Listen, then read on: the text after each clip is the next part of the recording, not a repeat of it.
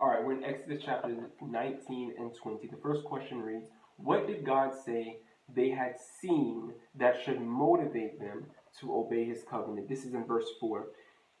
You yourselves have seen what I did to Egypt, and how I carried you on eagle's wings and brought you to myself. Verse 5. Now, if you obey me fully and keep my covenant, then out of all nations you will be my treasured possession. That word there in verse 5. Now, other translations say, therefore. It's on this basis, because you have seen what I did to Egypt and how I carried you on eagle's wings and brought you to myself. This is the reason that you ought to obey me fully. That's the second question. Based on this, what should be our motivation for obedience? What should push us? What should cause us to obey God? Yes, it's true that if we don't obey God, that God will eventually have to destroy sin, and all those who hold on to sin and have rejected the gift of grace and forgiveness in Jesus, yes, they will have to be destroyed. That is a motivation as well. But the primary motivation, the chief reason that God presents here to Israel and here before us is because of what we have seen him do for us. They saw that in Egypt, God would bring darkness on the Egyptians and they had light. They saw in Egypt, God killed all the livestock of the Egyptians and left theirs. God killed all the firstborn of Egypt and spared theirs. They saw what he did in Egypt. They saw when God killed all of the Egyptian army and let them walk through the Red Sea as on dry land. They saw this. They saw what he did in Egypt. And how he, as an eagle, bears up their young on their wings and brings them to a nest of safety. They saw how God carried them as his own and brought them now to himself. And seeing that, God says, now, verse 5, now, if you will obey me and keep my covenant, then out of all nations you will be a treasure, my treasured possession. This is the motivation God seeks. It's not an Old Testament thing only. In the New Testament, we have Paul says in 2 Corinthians 5, says, the love of Christ compels us. Not the wrath of Christ, not the fear of God, the love of Christ. When we have seen the love of God for us, that is what should constrain us. John, in 1 John, he says that it's not that we love God, but he loved us. It's his love that has caused us to love him. And then Jesus says, if you love me, keep my commandments. It's God who initiates it. It's God who shows us his goodness, God who shows us his grace, God who shows us his love, God who reveals himself to us. And then, as a result, based on that, he asks us, won't you trust me? Won't you trust the one who has done so much for you? I look at my own life and I remember this. This was one of the things that helped to prod me to a life of seeking God. In high school, I did a lot of things I shouldn't have done. I was pursuing a course I shouldn't have followed, but still God was merciful. Still God spared my life. Still God protected me from some consequences that I could still be suffering from today. I saw that, and when God brought that to me, when God brought to me the people he had put in my life and shared messages and shared things to me, when God brought that to me, that was a part of what he used to push me over the edge. And said, I need to seek this God. I need to try and do right and walk in harmony with the ways of this God. It's the love of God. What does Paul say in Romans chapter 2? He says, it's the goodness of God that leads you to repentance. And this is what we see here in the Old Testament. The God of the Old Testament is the same as the New. That in the Old Testament, God, on the basis of his love and his revelation thereof, he is calling them to trust him, calling them to obey him. The next question, for each of the first 4 commandments, list what is highlighted about God and how the commandment relates to it. We know the first 4 commandments talk about our relationship with God. They give us clarity as to what God expects of us. But let's go through them quickly. And what do they highlight about God? The first one, verse 2, I am the Lord your God who brought you out of the land of Egypt. It's an identifier. That's in the next part of chapter 4. It says there's a pattern for each of these. One of 2 patterns. The first pattern is God is like this, therefore his people should be like this. The second pattern, though, is God did this, therefore his people should do this. Well, that's the second pattern, is the pattern we see here in verse 2 in the first commandment. I am the Lord your God who brought you out of Egypt. I did this.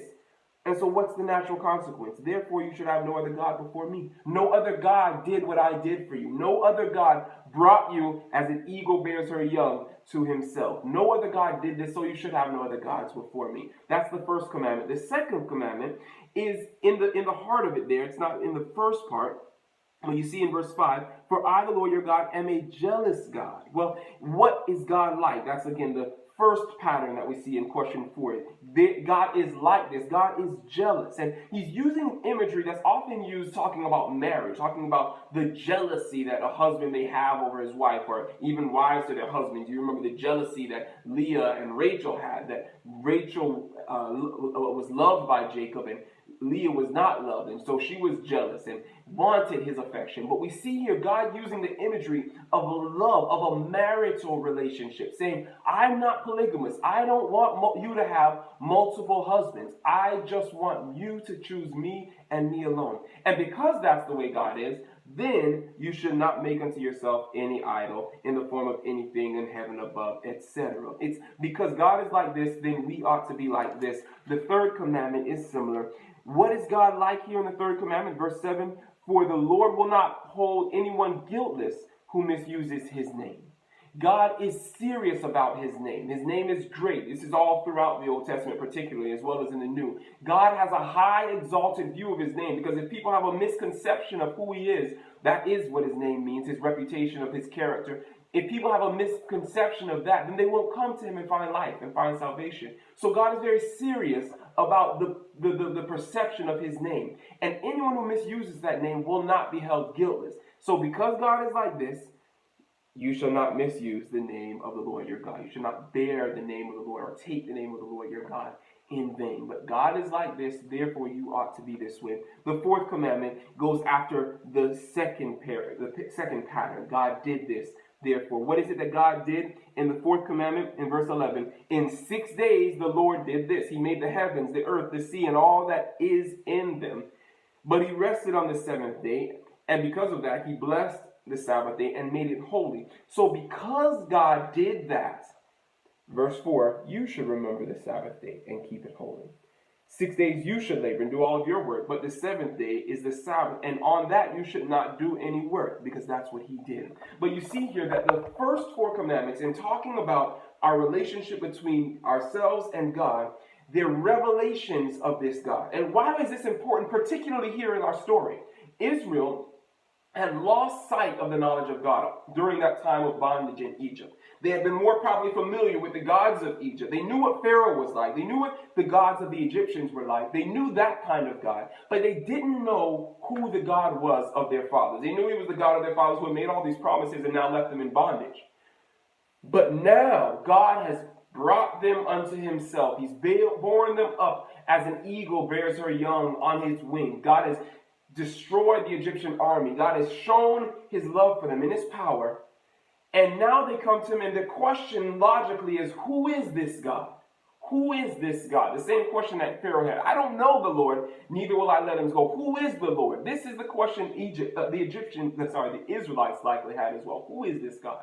So here at Sinai, with his voice in great grandeur and great splendor and power and display of his majesty, God declares, this is who I am. I am the Lord your God, who brought you out of the land of Egypt, who cared enough about you and brought you to myself. I am the Lord God who created the heavens, the earth, the sea, and everything that is in them in 6 days. And then I rested, blessed, and sanctified the seventh day. That's who I am, Israel. And also, I'm a God who wants you to have me and no one else with you. I'm a God who cares about his name, who doesn't take it lightly when his name is defiled or profaned.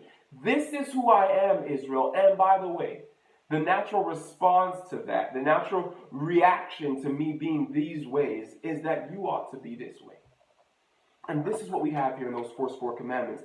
Give other examples. That's the rest of question 4. Give other examples of how we can apply this pattern to our lives. The example given there is God is forgiving, so we ought to be forgiving as well. We see this throughout the Bible, revelations of who God is, and then our expectations. Now, there are general ones. For example, everyone knows that God is forgiven as he's opened up and made forgiveness available to the entire world. And so all who have received that forgiveness ought to be forgiven. That's particularly what Jesus emphasizes. But there are also specific things. God, how has God shown himself to you? What has God revealed himself to me individually as? And in response to that, how ought I to be? God has blessed me with a wonderful family. God has blessed me with people around me who love me, who care for me. And in response, how should I be? I ought to be that for others. I ought to be family for those who don't have family. I ought to show love to those who don't have people to show love to them. But we can all go through our life and see, who has God been to us? Who has God revealed himself to us to be? What has he done for us? And therefore, who ought we to be? What ought we to do? But primarily, for all humans, for all times, these four revelations of God ought to guide our relationship with him.